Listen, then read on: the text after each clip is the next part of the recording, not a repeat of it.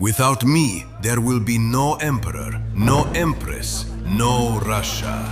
The early hours of December 30th, 1916. Snow covered the streets along the frozen Neva River. Inside a quiet, aristocratic palace, several Russian nobles waited in silence.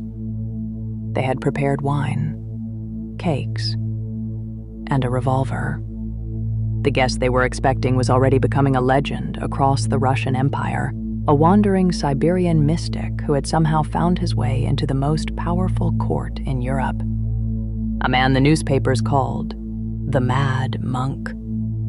His real name was Grigori Rasputin, and before the night ended, the conspirators intended to kill him. But the problem with Rasputin, according to everyone who claimed to have tried, was that he seemed unusually difficult to kill.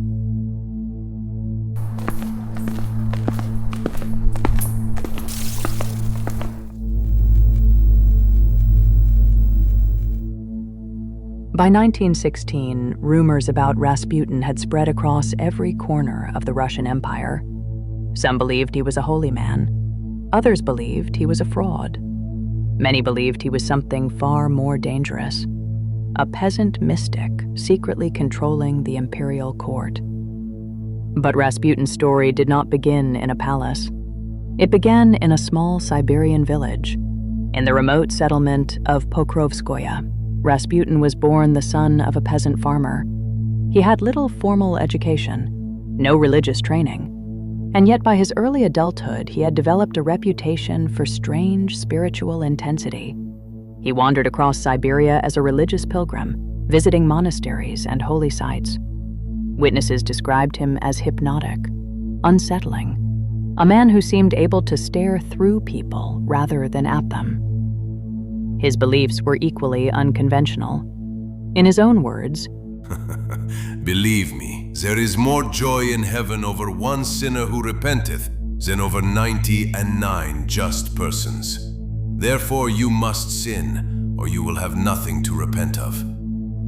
By the early 1900s, Rasputin had made his way to St. Petersburg, the capital of the Russian Empire. And somehow, through a chain of introductions that historians still debate, he was invited to the Imperial Palace. There he encountered the ruling family of Russia, the House of Romanov, and specifically the imperial couple, Nicholas II and Alexandra Fyodorovna.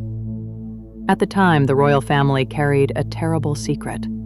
Their son, the heir to the throne, Alexei Nikolaevich, suffered from hemophilia. A minor injury could cause uncontrolled bleeding. Doctors could do almost nothing. And then Rasputin arrived. During one of Alexei's medical crises, Rasputin reportedly prayed beside the boy.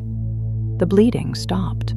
Whether through coincidence, calming influence, or medical misunderstanding, the result was undeniable to the Empress.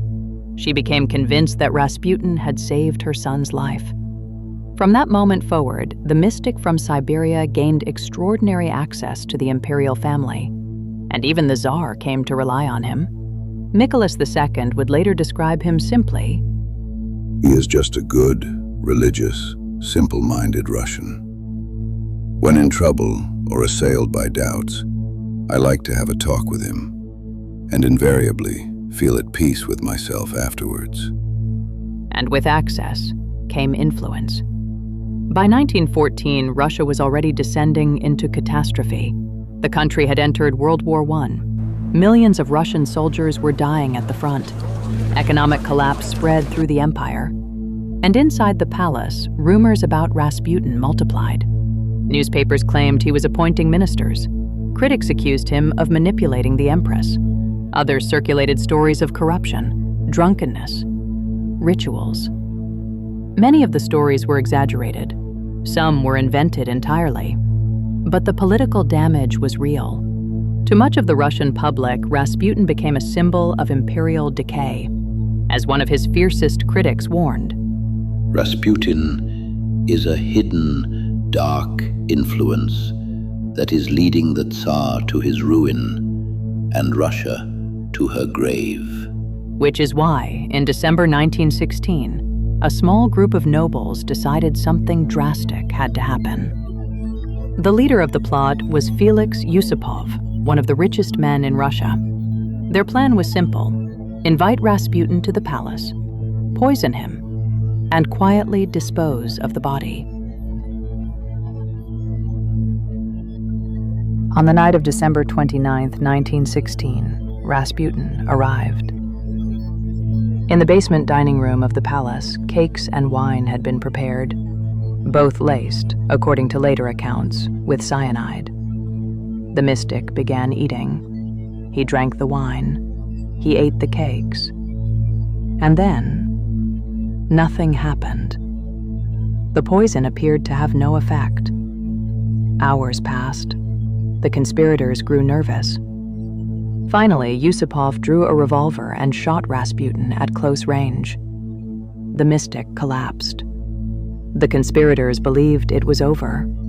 But according to Yusupov's later testimony, Rasputin suddenly sat up. Yusupov later described what he saw.